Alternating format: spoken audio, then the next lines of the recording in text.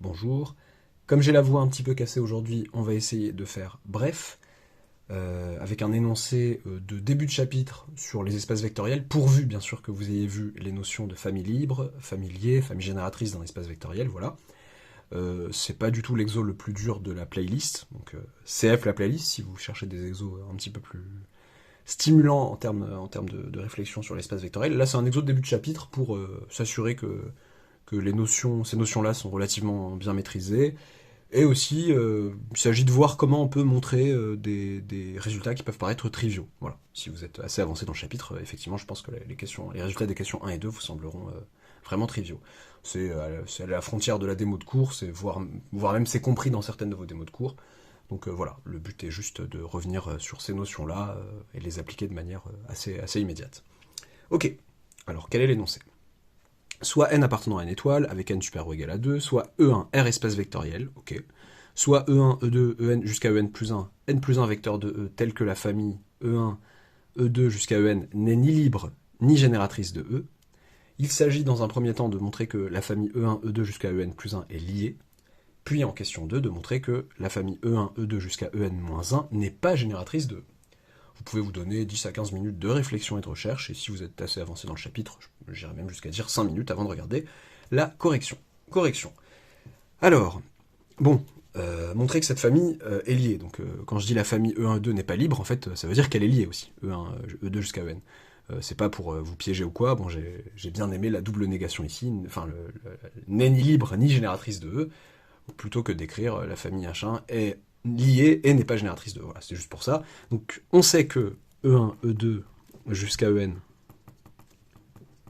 cette famille est liée, ok. Et on veut aboutir au caractère lié de cette famille-là. Ok, qu'est-ce que ça veut dire que E1, E2 jusqu'à En est lié? Bon, bah, ça veut dire que il existe, donc, eh bien, il existe une combinaison linéaire non triviale d'éléments de cette famille qui me donne le vecteur nul de E. Autrement dit, il existe lambda 1, lambda 2 jusqu'à lambda n un n-uplet de réel, une liste de n réels, qui n'est pas le n-uplet 0. Donc quand je mets Rn privé de 0, je ne parle pas du réel 0, je parle bien du n-uplet 0, 0, 0, 0, 0 répété n fois, entre parenthèses. Soit dit en passant, à partir de ce chapitre d'espace vectoriel et par la suite, vous allez souvent voir 0, mais il va falloir comprendre. Et ça sera à vous de comprendre et bien l'utiliser, de comprendre à quel moment ça veut dire le scalaire 0, le réel 0, quoi, ou le complexe. À quel moment ça voudra dire le vecteur nul d'un espace vectoriel donné, une matrice nulle, un polynôme nul, etc. Ça sera à vous de comprendre et de bien l'utiliser selon le contexte. On fait plus que forcément comme au collège ou au lycée, on met des flèches pour bien dire 0, le vecteur 0. Pardon. Alors, il existe lambda 1, lambda 2 jusqu'à lambda n appartenant à R puissance n privé de 0, tel que, privé donc du n-uplet nul, tel que la somme pour k allant de 1 à n des lambda k ek égale le vecteur nul de E. Bon, je peux mettre 0 ici aussi, selon le contexte, enfin en fonction du contexte, là c'est assez clair, mais pour en rajouter une couche, ça c'est le vecteur nul de E. Ok, ce que je veux établir, c'est que la famille E1, E2 jusqu'à En plus 1 est aussi liée. Autrement dit, qu'il existe un n plus 1 uplet qui n'est pas le n plus 1 uplet nul. Il faudrait du alpha 1, alpha 2 jusqu'à alpha n plus 1, tel que la somme pour k allant de 1 à n plus 1 des alpha k ek fasse 0, fasse le vecteur nul. Et les alpha 1, alpha jusqu'à alpha n plus 1 ne doivent pas être tous nuls. Je suis quasiment arrivé, quoi. Mais sauf qu'il faut faire intervenir En plus 1 dans l'histoire. Somme pour k allant de 1 à n des lambda k ek, bon bah c'est déjà bien, mais où est En plus 1 dans l'histoire? Je le rajoute, fictivement. Plus 0 fois, donc le réel 0 fois En plus 1, égale le vecteur nul de E. Et alors? C'est-à-dire, si je veux écrire ça en une seule somme, somme pour k allant de 1 à n plus 1 des alpha k ek égale 0, mais c'est qui les alpha k? Avec, quel que soit k appartenant à 1 n plus 1, alpha k égale, lambda k si k est inférieur ou égal à n. Donc pour tous les k entre 1 et n, les alpha k c'est mes lambda k. Et le alpha n plus 1, celui que j'ai rajouté, c'est 0. 0 si k égale n plus 1. Quel est l'intérêt de ça? C'est de dire que alpha 1 alpha 2 jusqu'à alpha n plus 1, bah, c'est un triplet, c'est un, pardon, je sais pas pourquoi je dis triplet, c'est un n plus 1 uplet qui n'est pas nul. Tous les éléments ne sont pas nuls ici. Pourquoi? Parce que jusqu'à alpha n, alpha 1, alpha 2 jusqu'à alpha n, bah ça c'est les lambda k en fait, de 1 jusqu'à n. Et ils sont non tous nuls, d'après ce qui précède ici.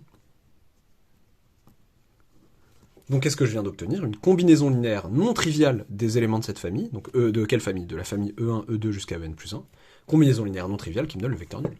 Donc, la famille E1, E2 jusqu'à En plus 1 est liée. Résultat qui peut effectivement sembler trivial. La famille E1, E2 jusqu'à En est liée, c'est pas en rajoutant un autre vecteur que son manque de liberté, sa non-liberté va être arrangé, au contraire. Je vais encore plus resserrer les choses.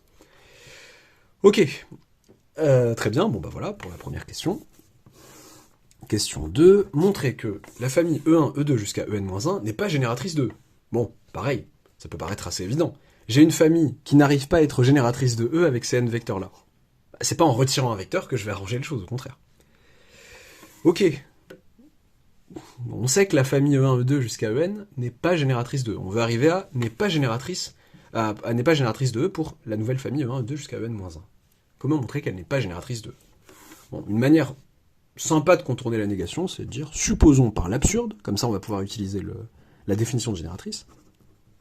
Supposons par l'absurde le contraire de ce que je veux démontrer, à savoir, supposons par l'absurde que E1, E2 jusqu'à En-1 est génératrice de E. Qu'est-ce que ça veut dire? Ça veut dire que, quel que soit x appartenant à E, pour n'importe quel vecteur de E, enfin n'importe quel vecteur de E peut s'exprimer comme combinaison linéaire d'éléments de cette famille. Pas forcément de manière unique, mais comme combinaison linéaire d'éléments de cette famille.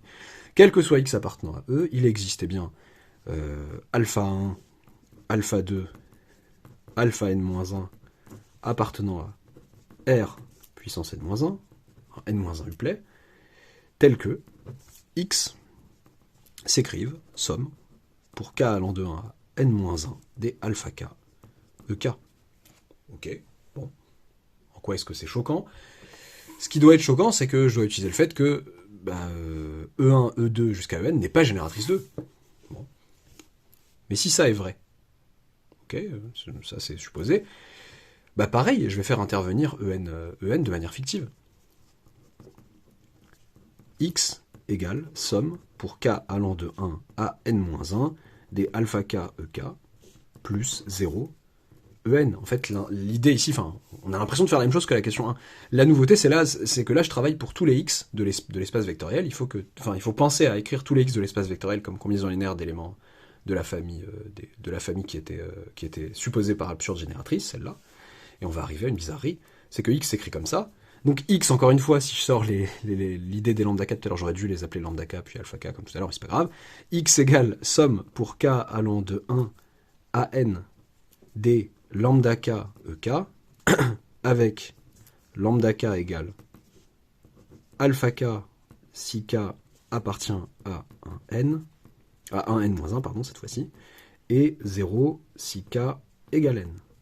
Ok, donc quel que soit x appartenant à E, on a prouvé l'existence d'un n uplet lambda 1, lambda 2 jusqu'à lambda n, tel que x s'écrive somme pour k allant de 1 n des lambda k ek. Donc tout vecteur x de E peut s'exprimer en fait comme combinaison linéaire des éléments de la famille E1, E2 jusqu'à En. E2 jusqu'à En est donc génératrice de E. C'est absurde. On a dit qu'elle ne l'était pas. Conclusion. Eh bien, la vérité, en fait, est le contraire. Enfin, ce que nous avons en vérité, c'est le contraire de ce qu'on avait supposé par l'absurde. À savoir, donc, le contraire de E1, E2 jusqu'à En-1 est génératrice de E, c'est qu'elle ne l'est pas. E1, E2 jusqu'à En-1 n'est pas génératrice de E. Exo pas spécialement dur, juste d'application directe des notions de cours. Plus généralement, toute famille contenant une famille liée est liée, pour reprendre la question 1, et toute famille contenue dans une famille génératrice non génératrice, pardon, de E n'est pas génératrice de E non plus. Voilà. Et si je veux prendre le rebours de tout ça, toute famille contenue dans une famille libre de E est elle-même libre, et toute famille contenant une famille génératrice de E est elle-même génératrice de E. À bientôt pour une nouvelle vidéo.